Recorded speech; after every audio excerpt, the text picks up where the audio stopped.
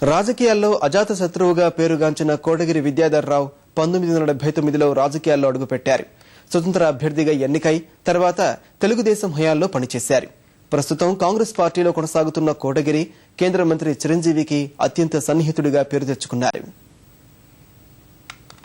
ఉభయ గోదావరి జిల్లాలకు సుపరిచితులైన మాజీ మంత్రి కోటగిరి విద్యాధర్రావు రాజకీయాల్లో తనదైన ముద్ర వేశారు. పశ్చిమ గోదావరి జిల్లా ఏలూరు సమీపంలోని కామవరపు కోటకు చెందిన ఈయన 1979లో రాజకీయ అరంగేట్రం చేశారు. చింతలపూడి బ్లాకు ఉపాధ్యక్ష పదవితో కోటగిరి ప్రస్థానం ప్రారంభమైంది. 1983లో ఇదే నియోజకవర్గం నుంచి స్వతంత్ర అభ్యర్థిగా గెలిచారు. తెలుగుదేశం వ్యవస్థాపకుడు ఎన్టీఆర్ పిలుపుతో 1984లో తెలుగుదేశం తీర్థం పుచ్చుకున్నారు. చంద్రబాబు నాయుడు ముఖ్యమంత్రిగా ఉన్నప్పుడు పార్టీలో చురుగ్గా వ్యవహరించేవారు.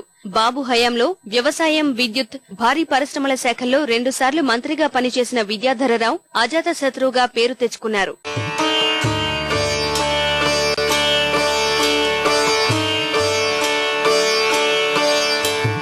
5 సార్లు శాసనసభ్యునిగా పనిచేసిన కోటగిరి 2004లో చింతలపూడి నుంచే పోటీ చేసి ఓడిపోయారు. 2009లో ప్రజారాజ్యం పార్టీ ఆవిర్భావంతో చిరంజీవి పిలుపుతో ఆ పార్టీలో చేరి కీలక పాత్ర పోషించారు. 2009లో జరిగిన అసెంబ్లీ ఎన్నికల్లో ఉంగుటూరు నియోజకవర్గం నుంచి ప్రజారాజ్యం తరపున పోటీ చేసి మంత్రి వట్టి వసంత్ కుమార్ చేతుల్లో ఓటమి పాలయ్యారు. చిరంజీవికి అత్యంత సన్నిహితుడిగా మెలిగిన ఈయన కాంగ్రెస్ లో ప్రరాప విలీనం అనంతరం పార్టీ అధికార ప్రతినిధి పదవిలో కొనసాగుతున్నారు. కోటగిరి కుమార్తె అనిత పంచాయతీ ఎన్నికల బరిలో ఉండటంతో ప్రచార నిమిత్తం వచ్చిన ఆయన గుండెపోటుతో హఠాన్మరణం చెందారు.